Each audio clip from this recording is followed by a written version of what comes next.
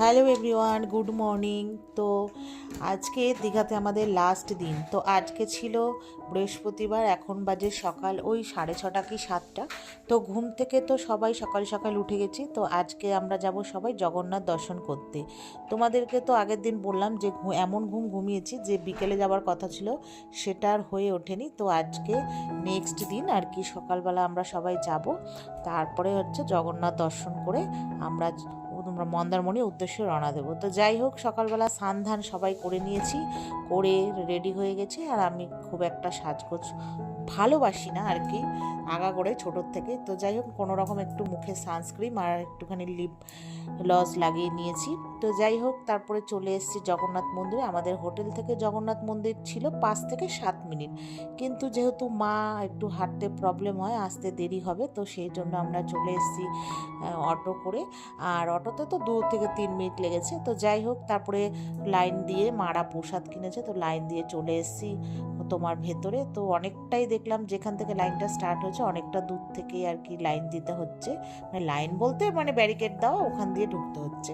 তো যাই হোক, ঢুকে এই যে জগন্নাথ মন্দিরে আর কি দেখতে যাব। তো বাইরে তো উঠেছিল প্রচণ্ডই রোদ, তো মানে সব পালিয়ে পালিয়ে বেড়াচ্ছি, যে যেখান দিয়ে পাচ্ছে আগে আগে দৌড়ে আর কি মন্দিরের ভেতরে ঢোকার চেষ্টা করছি। তো সত্যি কথা বলতে কি, মানে এই যে প্রথমে যে প্রবেশ করলাম, তো দেখে আমার ভীষণই ভালো লেগেছে, একটা শান্তি মনে হচ্ছে, একদম পুরো একদম শান্তি। কিন্তু যাই হোক বন্ধুরা, রোদের কারণে শান্তিটা অশান্তিতেই পরিণত হচ্ছিল কিছুটা।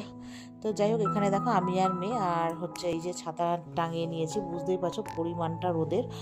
তো যাই হোক, প্রথমে এবার আমরা এন্ট্রি করবো আর কি, তারপরে আমাদের হচ্ছে সব কিছু চেক করে এবার আমরা ঢুকছি ভেতরে।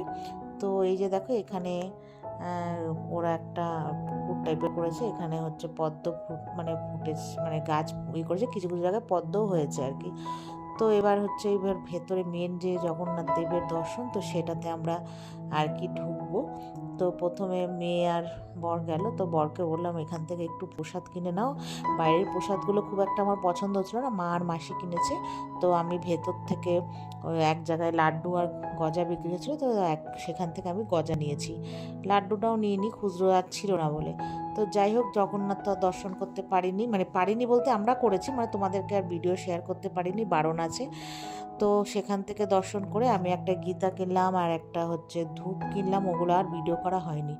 তো তারপরে বেশ কিনে টিনে চলে এসেছি বাড়ি, মানে বাড়ি বলতে হোটেলে। তো হোটেলে আসার পর এখানে সাথে সাথে ঢুকেই আমাদের ব্রেকফাস্ট ইনক্লুড ছিল, তো সেখানেই আর কি খেতে ঢুকে পড়েছি। তো আমরা যেহেতু আবার বেরিয়ে পড়বো আর কি মন্দারমণির উদ্দেশ্যে, তো এখানে আজকে মানে বুফে সিস্টেম। তো এসে দেখি অনেকেরই খাওয়া হয়ে গেছে, তো আমরা প্রথমে এখানে বসে চা খেয়ে নিলাম। তো বলেছিলাম যে রুম থেকে আসছি, বললো না আপনারা একবারে খেয়েই রুমে চলে যান, আবার যাবেন আবার আসবেন।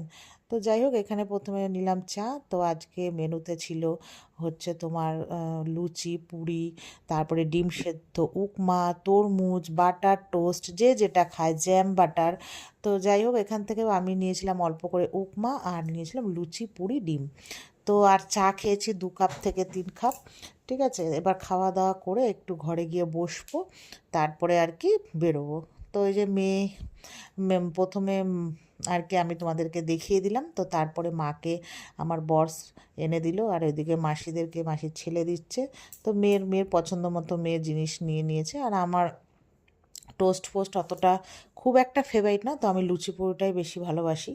তো সব সময় বাড়িতেও দেখে থাকো তোমরা ভিডিওতে, আমি লুচি পুরিটা একটু বেশি আর কি খেয়ে থাকি। তো এখানে আমি লুচি, তরকারি আর একটু উপমা নিয়েছি, যে দেখলাম কেমন ওরা বানিয়েছে। বেশি না, 1 থেকে 2 চামচ নিয়েছি, আর একটা ডিম সেদ্ধ, আর চা খেয়েছি 2 কাপ। তো এখানে যাই হোক, আমরা সবাই গোল করে বসে পড়েছি খেতে। তো খাওয়া দাওয়া হয়ে যাওয়ার পর একটু ঘরে বিশ্রাম করে তারপরে এই যে মন্দারমণির উদ্দেশ্যে বেরিয়ে পড়লাম। তো তার আগে আমার মেয়ের ফোন হারিয়ে গেছে, ওই জগন্নাথ মন্দিরে আমরা যখন ধূপ কিনছিলাম তখন ফোনটা রেখে চলে এসেছি। আমার ফোনটা দিয়ে আমি অনলাইনে পে করেছি, আর ওর মেয়ের ফোনটা ওখানেই ছিল। তো ভাগ্যিস যে ছিল আর কি প্রভু, সে আমাকে ফোন করে আর কি ফোনটা, তারপরে আমি গিয়ে মন্দারমণির থেকে যখন বেরোচ্ছিলাম, মানে হোটেলের উদ্দেশ্যে মন্দারমণির থেকে, মানে হোটেল থেকে যখন মন্দারমণি যাচ্ছিলাম আর কি, তখন ওই জগন্নাথ মন্দিরে দাঁড়িয়ে ফোন নিয়ে আর কি মন্দারমণির উদ্দেশ্যে রওনা দিয়েছি। আর এই যে দেখো মন্দারমণি যাচ্ছি, এই ব্রিজটা তো যারা যারা এখান দিয়ে গেছো তোমরা দেখেই থাকবে। তো বেশ ভালোই লাগছিল। আজকেও তো মানে এত রোদ, সমুদ্রের পাড় দিয়ে যেহেতু যাচ্ছি ভালোই লাগছিল। আর যখন মন্দারমণির কাছাকাছি পৌঁছেছি তখন এই সমুদ্রের ঢেউয়ে দেখো পুরো আমাদের পুরো ভিজিয়ে দিচ্ছিল, বেশ ভালোই লাগছিল। তো আজকের ব্লগটা এই পর্যন্ত, নেক্সট